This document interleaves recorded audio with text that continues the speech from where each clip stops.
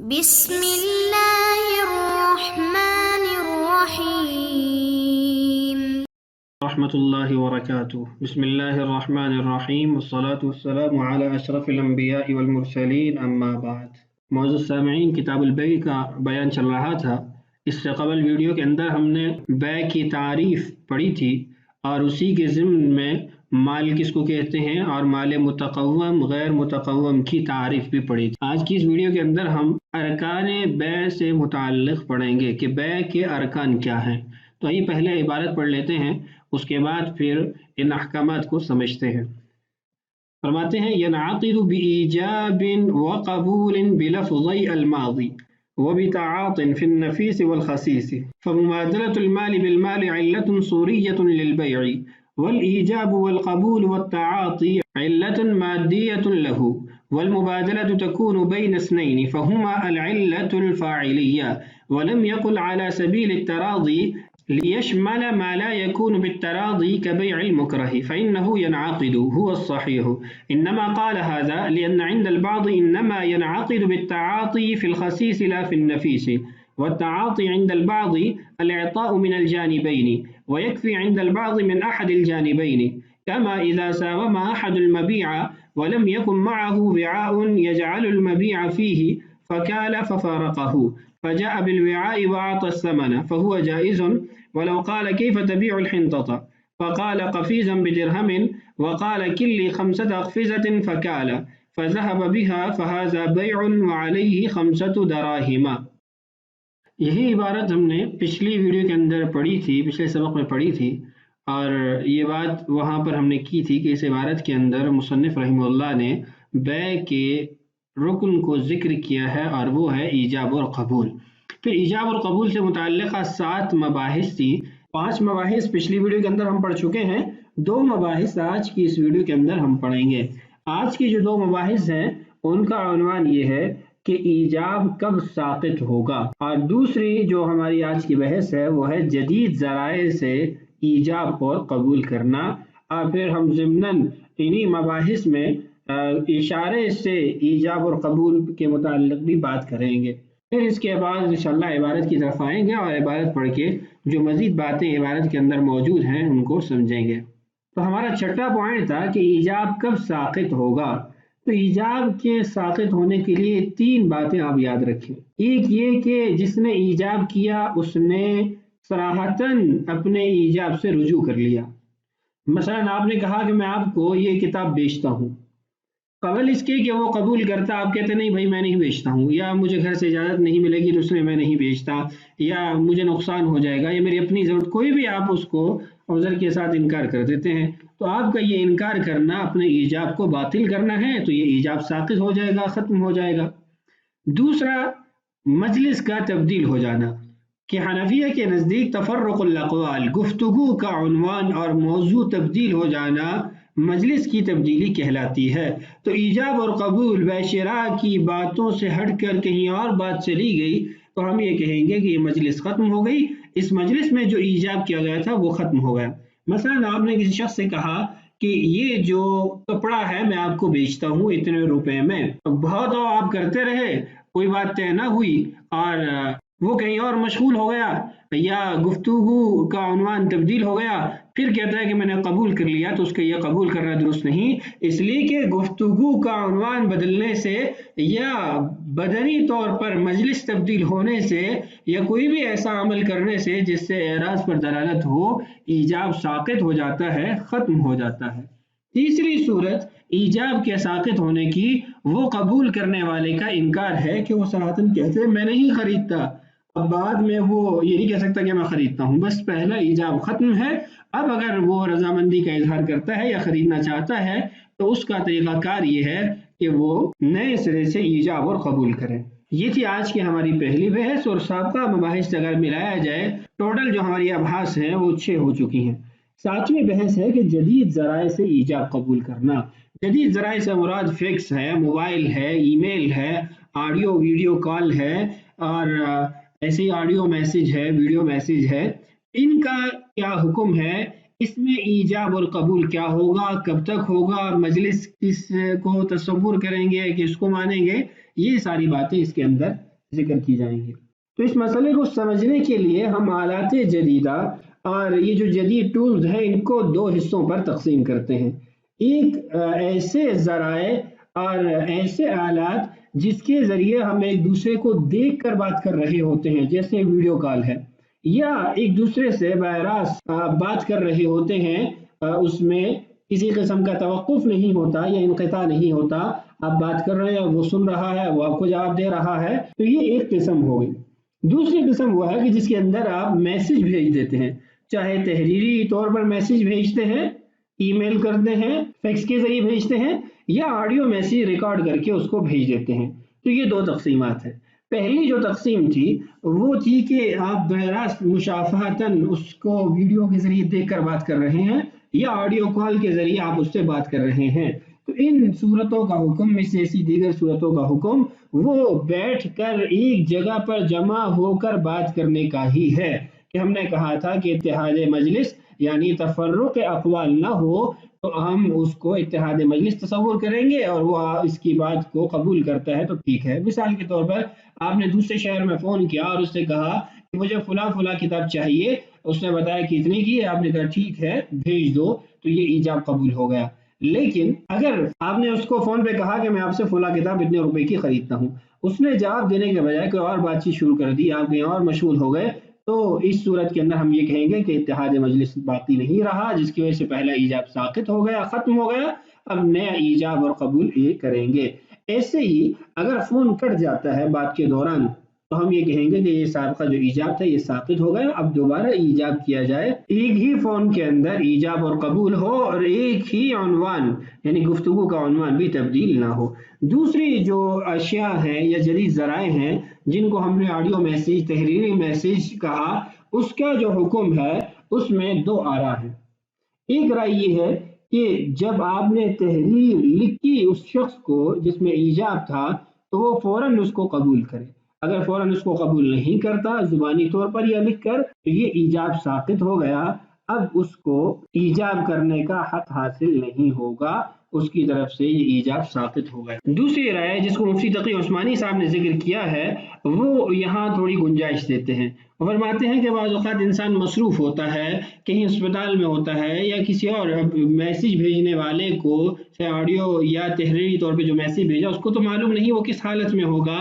نماز کھڑی ہو رہی ہے، اس کے پاس وقت نہیں ہے کہ وہ جواب دے سکے، اور مختلف حالات ہو سکتے ہیں، تو اس لیے وہ گنجائش دیتے ہیں اور کہتے ہیں کہ یہ ایجاب ساقط ہونے کے لیے چار امور میں سے ایک امر پایا جائے، ایک یہ کہ صراحتاً وہ انکار کر دے، دوسرا یہ کہ اگر موقت ایجاب کیا گیا تھا کہ بھائی میں آپ کو یہ چیز بھیجتا ہوں، اگر ظہر تک آپ کا مجھے جواب مل جاتا ہے تو یہ چیز آپ کی ہے، جس کو ایجاب موقت بھی کہا جاتا ہے، تو اس صورت کے اندر بھی وقت گزرنے کے ساتھ یہ ایجاب ساقط ہو جائے گا۔ تیسرا یہ کہ اس کے قبول کرنے سے پہلے اس نے ایک اور میسیج بھیج دیا کہ بھائی میں آپ کو نہیں بھیجتا ہوں، میں اپنے اس ایجاب سے رجوع کرتا ہوں، میں اس ایجاب کو ختم کرتا ہوں، تو یہ ایجاب ختم ہو جائے گا۔ ایسے ہی اگر اتنی تاخیر کر دی جواب میں کہ جس تاخیر کو عرف کے اندر اعراض سمجھا جاتا ہے، اس کی طرف سے نہ قبول کرنا سمجھا جاتا ہے، تو ہم یہ کہہ دیں گے کہ یہ اس کی طرف سے ایجاب کو قبول نہیں کیا گیا، اس لیے یہ ایجاب ساقط ہو گیا۔ یہاں آخری بات عرض کر دیتا ہوں کہ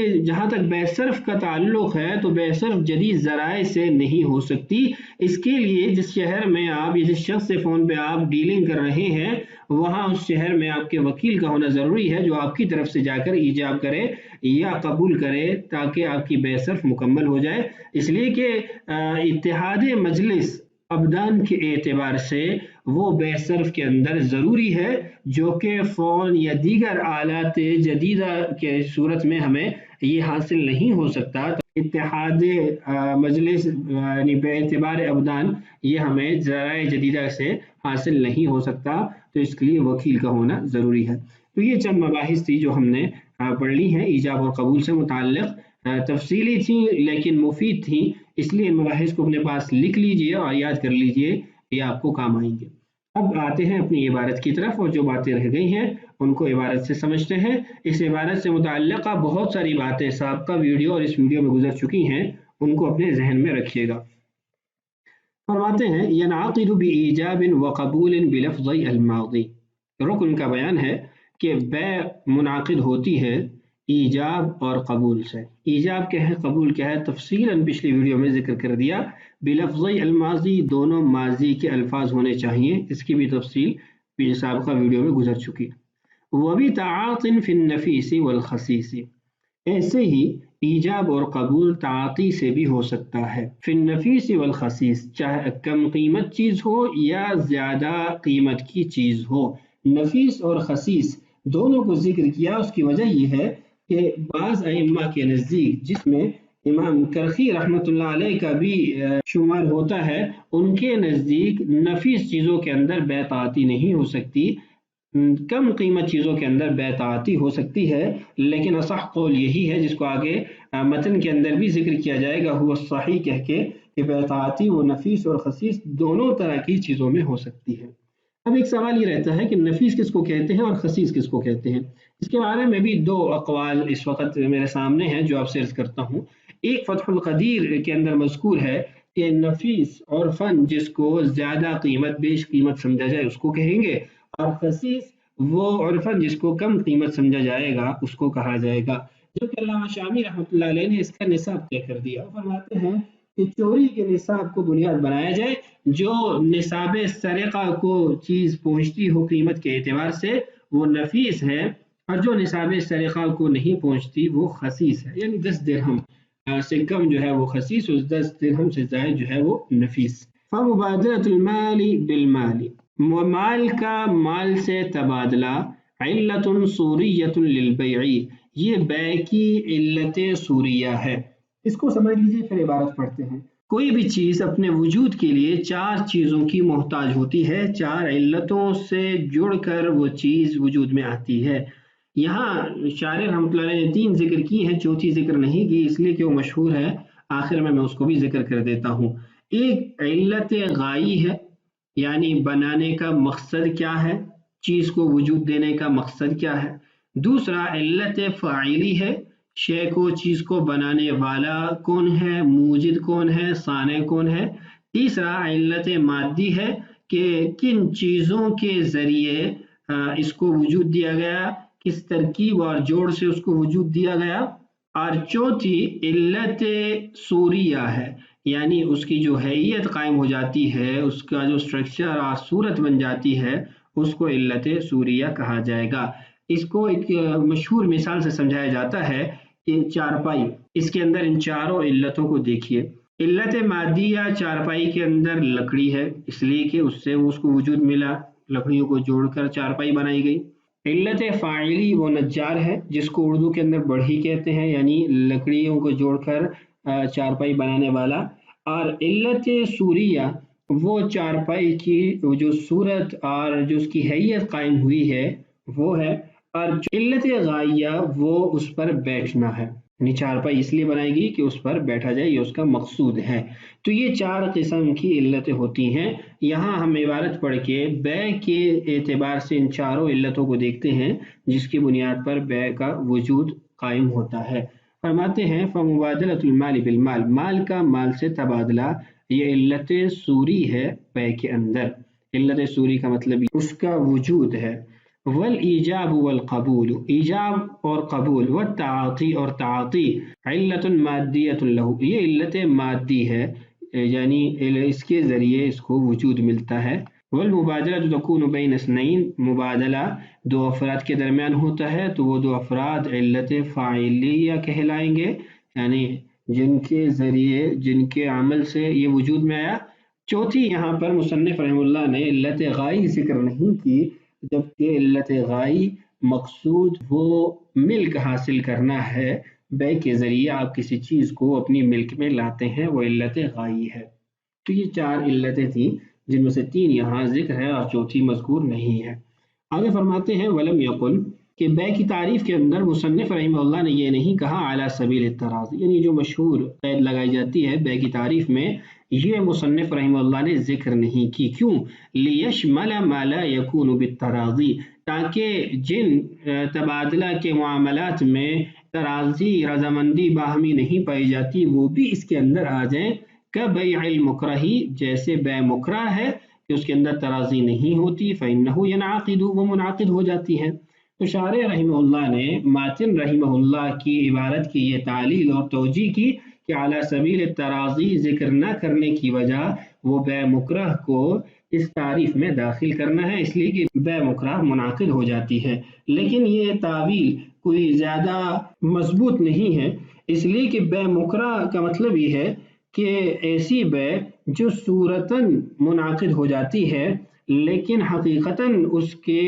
منعقد ہونے کے لیے جب اکراہ زائل ہو جائے، جبر زائل ہو جائے، اس وقت رضامندی کا پایا جانا ضروری ہے۔ تو یہاں پر شارح رحمہ اللہ کے قول کے مطابق اگرچہ بے مکرہ اس میں داخل ہو جاتی ہے لیکن بے مکرہ حقیقت میں اس میں داخل نہیں ہوتی، اس لیے کہ یہ زیادہ سے زیادہ صورتاً بے ہے، حقیقتاً بے نہیں ہے، اس لیے اس کو داخل کرنا کوئی ضروری نہیں ہے اور اس کی کوئی حاجت نہیں ہے۔ فرماتے ہیں ہوا الصحیح کا مطلب یہ ہے کہ التعاطی مطلقاً یعنی سواء کان فی الشیء النفیس او الخسیس، خسیس چیز میں ہو یا نفیس چیز میں ہو، دونوں کے اندر بے تعاطی جائز ہے، درست ہے۔ انما قال ھذا، یہ اس لیے کہا لأن عند البعض، اس لیے کہ بعض ائمہ کے نزدیک جن کے اندر امام کرخی رحمۃ اللہ علیہ کا بھی شمار ہوتا ہے، وہ فرماتے ہیں انما ينعقد بالتعاطی فی الخسیس لا فی النفیس، کہ بے تعاطی خسیس اشیاء میں ہوتی ہے، نفیس اشیاء میں، قیمتی اشیاء میں، بیشبہ اشیاء میں نہیں ہو سکتی۔ اصح قول یہی ہے کہ خسیس اور نفیس دونوں چیزوں میں ہو سکتی ہے۔ دوسری جو بات یہاں پر تعاطی سے متعلق ہے وہ یہ ہے التعاطی عند البعض الاعطاء من الجانبین، کہ بعض ائمہ کے نزدیک جس کے اندر شمس الائمہ السرخسی رحمۃ اللہ علیہ کا بھی شمار ہوتا ہے، ان کے نزدیک تعاطی کے اندر ضروری ہے الاعطاء من الجانبین، دونوں طرف سے تعاطی پائی جائے، ایک طرف سے تعاطی نہ پائی جائے۔ آگے مثال آ رہی ہے جس کے اندر تعاطی من جانبین اور تعاطی من الجانبین ہے، اسی میں اس کو سمجھتے ہیں۔ وَيَكْفِي عِنْدَ الْبَعْضِ مِنْ أَحَدِ الْجَانِبَيْنِ، اور بعض کے نزدیک اگر ایک جانب سے بھی تعاطی پائی جاتی ہے تو اس کو درست شمار کیا جائے گا اور یہ بے تعاطی کے ہی حکم میں ہوگی، اور یہی اصح اور مفتبی قول ہے۔ آگے مثالیں دیکھیے، پہلی مثال ہے التعاطی من الجانبین، کما اذا ساوم احد المبیع، کسی شخص نے مبیع کے بارے میں بھاؤ تاؤ کیا، ریٹ وغیرہ لگائے، ولم یکن معه وعاء، اس کے پاس برتن نہیں تھا، یجعل المبیع فیہ، جس کے اندر مبیع کو رکھتا، مثال کے طور پر وہ گیا اور گندم کی